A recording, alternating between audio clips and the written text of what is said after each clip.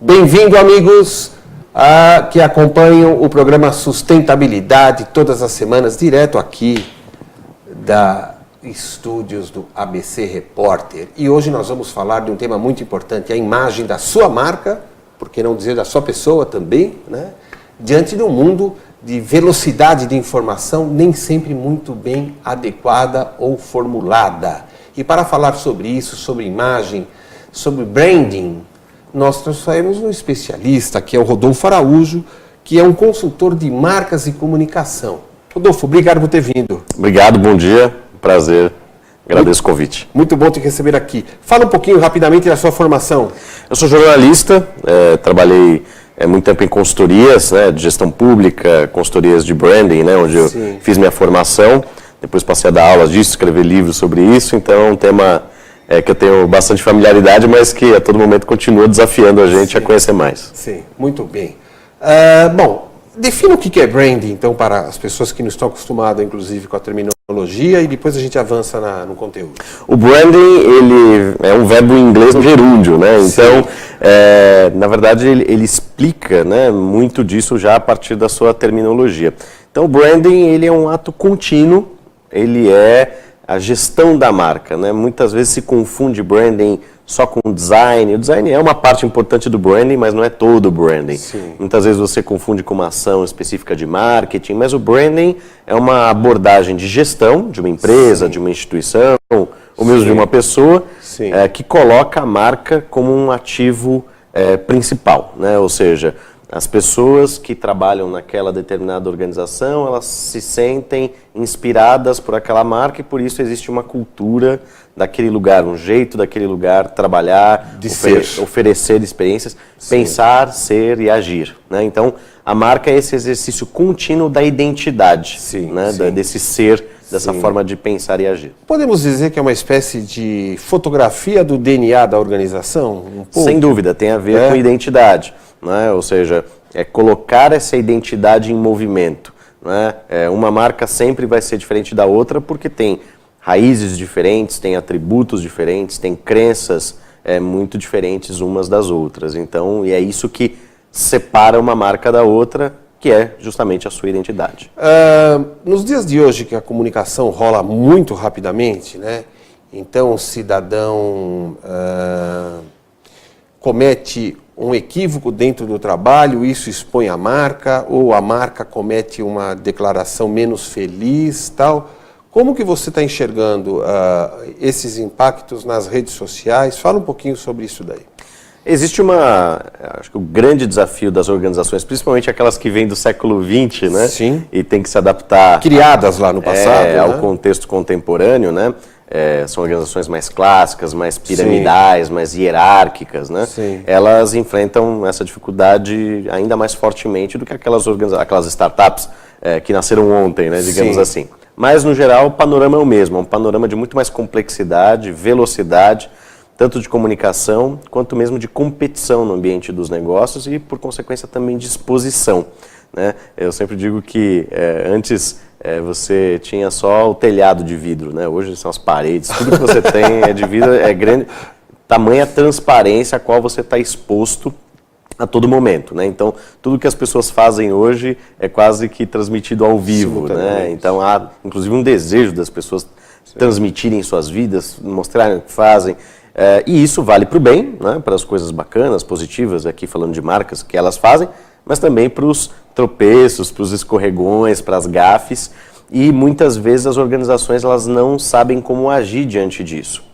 A gente está diante de um cenário de muita transparência, em que confiança, que eu acho que é um atributo chave hoje para qualquer organização, criar confiança junto aos seus públicos, aos clientes, aos fornecedores, aos seus funcionários e por aí vai. Então, confiança tem a ver com vínculo, E branding tem muito a ver com vínculo, você criar relacionamentos. Ou seja, eu tenho um relacionamento com um cliente, eu nutro aquela relação, eu entendo ele, eu dou respostas, eu ofereço produto, serviço, eu me comunico com ele, mas se eu dou um escorregão, se eu tenho o meu vínculo forte, muito provavelmente ele vai me dar uma segunda chance. Agora, se eu só, por exemplo, me interesso por aquele cliente na hora de vender, Black Friday, Natal, etc., e eu cometo o escorregão, rapidamente ele vai me trocar por uma outra marca. Ou seja, confiança é fundamental, né, para que você consiga se blindar, né, e a reputação, de fato, ela é gerida e construída ou destruída em tempo real. Significa que pode estar acontecendo de um movimento inverso, ou seja, como você citou a palavra transparência, que é fundamental, algumas empresas preocupadas de que notícias menos felizes vazem, vamos chamar assim, elas se tornam menos transparentes para se blindar, acham que isso é uma saída?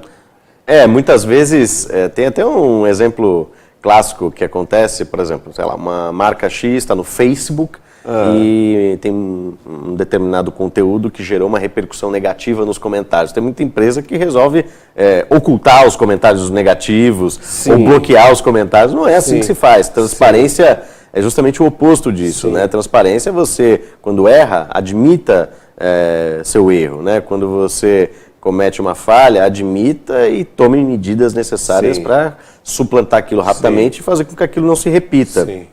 E não criar um verniz, criar uma armadura, aí, por exemplo. Um image washing, né, seria, porque, de fato, uma hora as pessoas vão perceber e isso vai... Você que tem uma experiência com empresas do exterior e tal, você acha que admitir as falhas, as culpas, tal, publicamente, é diferente em outros países? O recall do carro que deu problema lá é mais comum do que aqui? Fala um pouco dessa sua visão do aspecto, vamos chamar tupiniquim, e do exterior. Olha, eu vou pegar um exemplo muito recente, que é o exemplo da Renault, Nissan, não é? Então a gente viu o escândalo que aconteceu no Japão, né? E aí o presidente, o franco-brasileiro, está detido até hoje. Está detido, né? Numa cultura extremamente exigente, como a japonesa, por exemplo, em relação a conduta ética nos negócios, né? Isso tem muito a ver com sustentabilidade também. Então a conduta, então você tem variantes culturais nos países que são determinantes porque no fim, quando você fala em gestão de marcas e essa criação de vínculos, são pessoas falando com outras pessoas, tendo como desculpa um produto, um serviço, mas no fim, no limite, são pessoas falando com pessoas, são relações.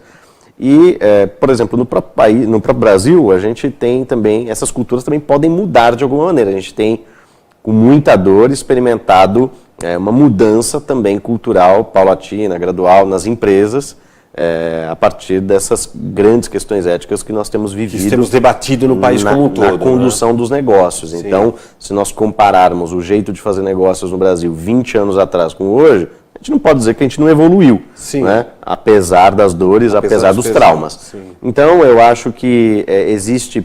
Os Estados Unidos, sem dúvida, por exemplo, a gente estava, antes do programa, conversando sobre produção acadêmica. Quando a gente fala de branding, disparadamente, os Estados Unidos são muito mais evoluídos do ponto de vista de produção acadêmica em relação ao branding. Número de livros, de autores...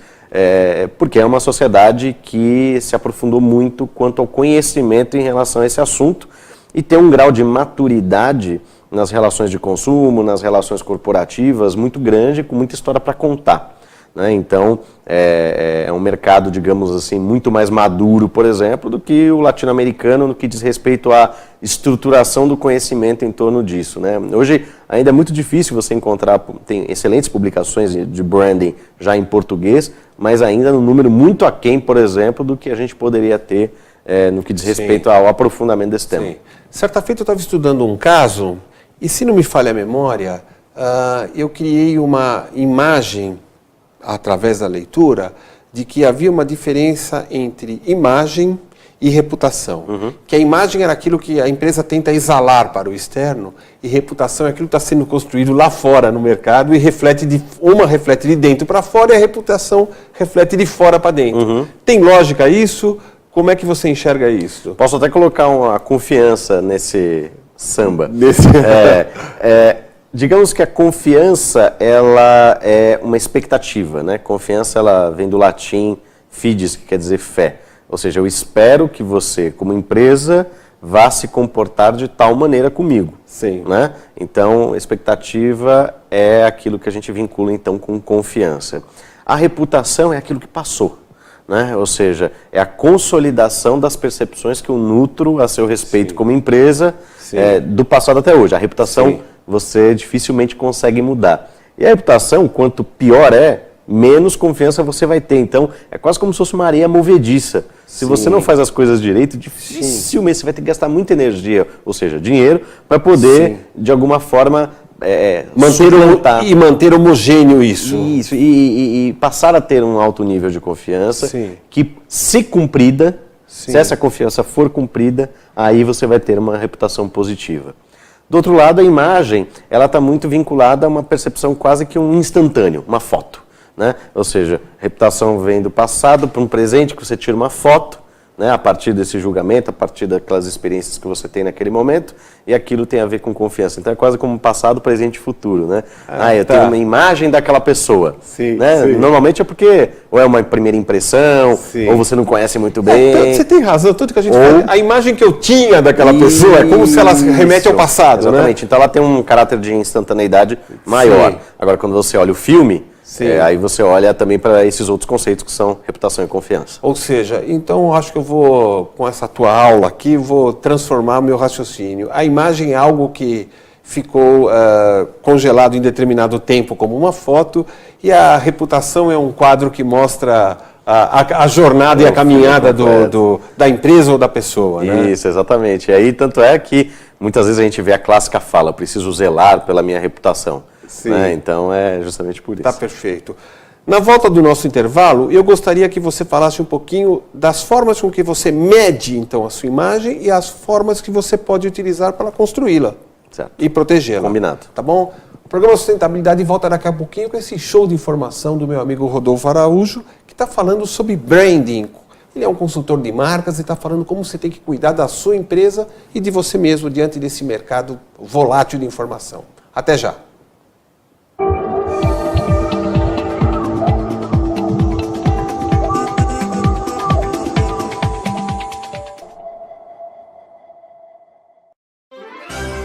Já pensou em ganhar um Onix Zero nesse final de ano? Fazendo suas compras em São Caetano é possível! Pegue o cupom com seu lojista e concorra a um carro 0 km e mais 50 prêmios. Serão 15 sorteios e muitas chances de ganhar. Não fique de fora! Natal Iluminado, uma campanha da Associação Comercial e Industrial de São Caetano do Sul. Participe e tenham todos um Feliz Natal!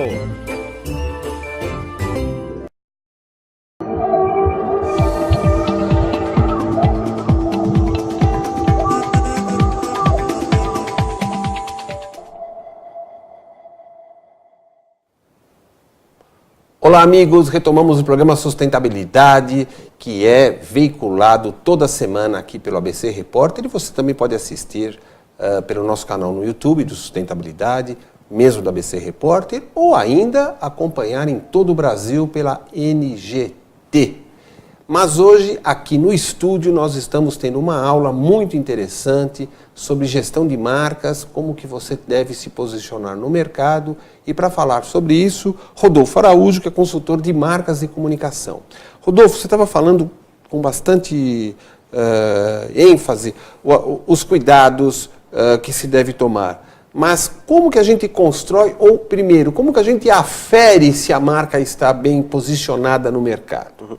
Hoje você tem muitos estudos, rankings que mostram as marcas mais valiosas. Isso é importante deixar muito claro, né? O estudo do branding é curioso porque ele não tem tantas raízes na comunicação, senão na própria gestão, nas auditorias, que começaram a enxergar que duas empresas muito semelhantes tinham valor de mercado diferentes, porque uma tinha uma marca mais forte. Né? Então, se você pega o valor de mercado da Coca-Cola, da Apple, né, que bateu $1 trilhão, né? Então, você vê... Peguem a Apple, por exemplo, né? A gente estava falando de exemplos positivos. A Apple tem um conjunto de ativos ali, tem suas instalações, tem suas lojas, tem o seu corpo de funcionários. A tecnologia desenvolvida. Essa grande diferença competitiva é a marca, ou seja, é o que ela representa. Né? E isso é possível de ser mensurado. Né? Você tem consultorias que são consultorias de valuation, né? Que isolam o valor financeiro da marca dentro do valor de mercado daquela organização, seja uma marca de consumo, você pega uma marca de cerveja, por exemplo, ou de uma empresa mesmo como um todo, né? Seja no B2B, no B2C, a marca tem um papel cada vez mais fundamental. Isso dentro de um conceito que a gente chama de brand equity, é o patrimônio de marca, né? Ou seja, você consegue medir a oscilação desse valor e também você tem outras medidas que você pode usar como barômetro aí ao longo do tempo. Por exemplo, você tem atributos, né? Então, eu sou de uma marca X e eu quero ser percebido como leal, como sustentável, como inovador. Eu vou medindo aquilo para ver se as pessoas... através de pesquisas de mercado, para ver qual é a reação. Se eu estou realmente, de fato, sendo percebido daquela maneira. E, às vezes, como isso envolve, como você ser percebido de tal maneira, não envolve só comunicação, mas envolve o RH, envolve compras, envolve todo mundo. É muito interessante, às vezes, você vincular, atrelar a performance desses indicadores à remuneração variável dos altos e altas executivas que estão ali cuidando dessas áreas. Para quê? Porque para que se comprometam. Isso é muito importante, mostrar que o branding é tema de alta gestão. Não é um tema que se faz sem o suporte da alta gestão, porque senão a média gerência e, por consequência, também a linha de frente não vai se sentir devidamente respaldada para levar uma estratégia de marca forte adiante. Então, ela precisa ser muito bem patrocinada pelo alto escalão, né, muito bem comunicada, disseminada por todas as áreas, porque branding é um tema que é de gestão, ou seja, pertence a todas as áreas. Todas as áreas, né? E essas áreas que vão entregar para os públicos aquelas experiências que vão ou não confirmar, porque é muito fácil, né? Você vê várias empresas, missão, visão, valores, ou está num livrinho ou num quadro na parede. O grande desafio do branding é fazer isso ganhar vida. Né? Esse é o grande tema. Interessante isso. Você está falando disso e está me ocorrendo situações muito interessantes, porque, na verdade, nós temos que gerar uma nova cultura dentro da empresa. Quer dizer, eu tenho que disseminar isso e só pode ser disseminado de cima para baixo e não de baixo para cima, né? É isso que você quer dizer, né? Quer dizer, eu não consigo convencer a galera lá de baixo a tratar com cuidado as compras, saber a procedência do produto, saber se tem trabalho escravo, saber isso, saber aquilo, se isso não fizer parte do coração da direção da empresa. Exatamente. Então, e mesmo entendendo a empresa como uma rede, né, você tem lá a alta gestão como o nó mais influente da rede, exatamente, isso não vai se disseminar pela organização se isso não estiver na cabeça da liderança. E esse é um outro tema interessante também do branding, que exige um novo tipo de liderança, uma liderança que toma a frente em momentos de crise, uma liderança que se compromete com temas estratégicos também da ordem da imagem, da reputação e da confiança, e não apenas se os números estão bons ou ruins. Até porque resultado financeiro, como o próprio nome diz, é resultante. Ele é resultante de um bom comportamento, é resultante de uma postura ética, de excelentes produtos e serviços, mas eles continuam sendo resultados e não o fim em si mesmo. Quando você se confunde e persegue o número por perseguir e faz qualquer coisa para chegar lá, fatalmente você vai ter um problema. Eu vou até me atrever a contar um caso muito interessante, porque eu sou dinossauro, né? Eu sou do século passado e trabalhei em multinacional e eu trabalhei na Philips, né? E nos anos 80 havia chegado um novo presidente para o Brasil, uma empresa vindo da Holanda, e ele foi visitar a nossa fábrica no primeiro dia, tá? E ele pegou o carro com o motorista e chegou sem avisar, né?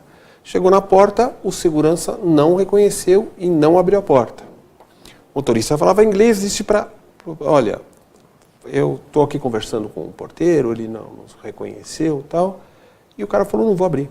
E se manteve firme, né? E houve um pequeno mal-estar lá, algumas pessoas reconheceram que era o novo presidente e tal, não sei o quê. E ele pergunta para o motorista o que tinha acontecido. Ele falou, aconteceu isso. Ele falou, espera um pouquinho.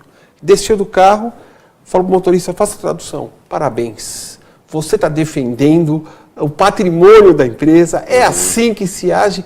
Aquilo foi uma lição para a empresa, porque assim, aqui não tem manda-chuva, aqui tem uma empresa. E todo mundo tem que respeitar a regra da empresa. Aquilo foi muito marcante, ou seja, o exemplo vem de cima. Né? É cultura, né? É cultura, e você transforma o comportamento das pessoas. Né? Sem dúvida. No Brasil, como é que está andando essa luta pela transformação cultural, já que a necessidade da sobrevivência econômica da empresa se sobrepõe, às vezes, às questões culturais? Ainda é um desafio grande no Brasil, né? Você tem marcas fortes, né, que têm origem brasileira, né? Você tem Boticário, você tem Natura, por exemplo, na área de cosméticos, você tem... a gente tinha até pouco tempo... a TAM, que era uma companhia aérea de origem brasileira antes de se tornar Latam, né? Juntamente com a LAN. Você tem a Gol, né? Que está num processo de construção de uma reputação ainda, mas é um setor extremamente desafiador também do ponto de vista econômico.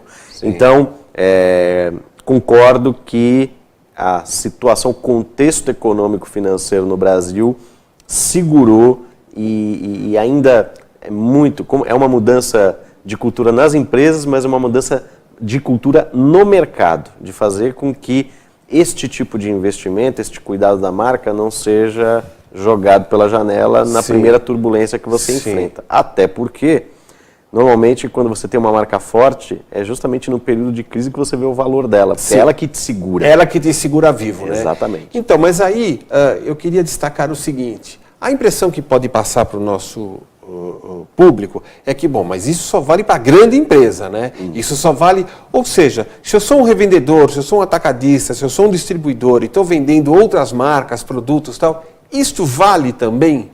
Vale e vale muito. Quando a gente fala de marca e de branding, isso não significa que é um tema só para as grandes empresas. Muito pelo contrário. Quando a gente fala de branding, a gente está falando de cultivar bons laços. Né?